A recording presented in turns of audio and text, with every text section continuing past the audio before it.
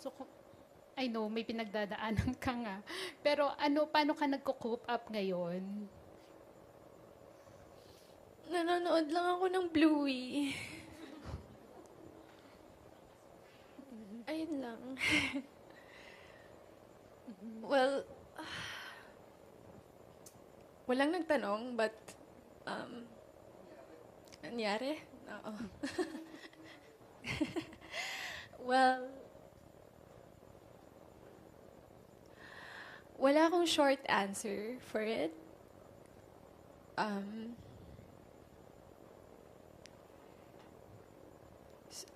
Hindi ko rin siya malabas ng isang statement lang kasi hindi ganun kadali. Hindi ganun kadali.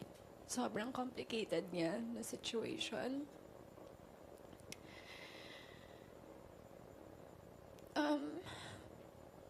Rico and I, our universe was so beautiful. It was so full of love, laughter, music, everything. It's spontaneity, everything. Sa 5 years namin together, we were always on the same page. Always on the same page. But I don't know what happened to me. Maybe I turned to the next page and saw a new perspective sa life. I had visions of who I want to become, how I want to evolve. I'm so curious about the world. And the truth is, I am going through changes. And alam naman natin yun, change is either good or bad. But what I hate about change is that it's inevitable. Di mo siya matatakasan. And wala ka nang ibang gawin kundi you have to face it and confront it. Because it's been in the back of my head. So yeah, I told Rico about it. I told him my problems, my issues sa buhay. And he took it like a man. He took it like a man.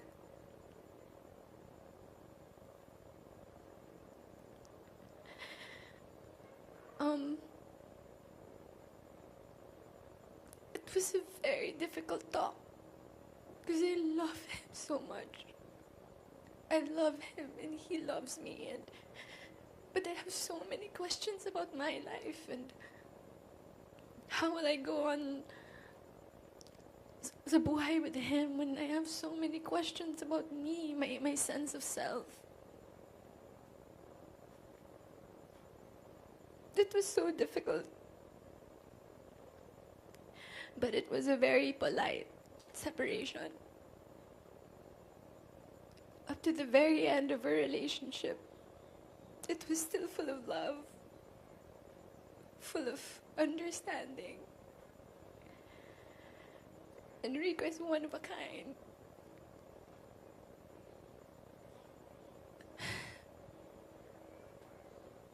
If only I could skip through my 20s, you know. But I can't.